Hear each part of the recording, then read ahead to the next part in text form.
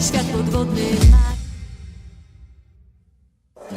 My się trzymamy razem, to jest piękna liczba 3.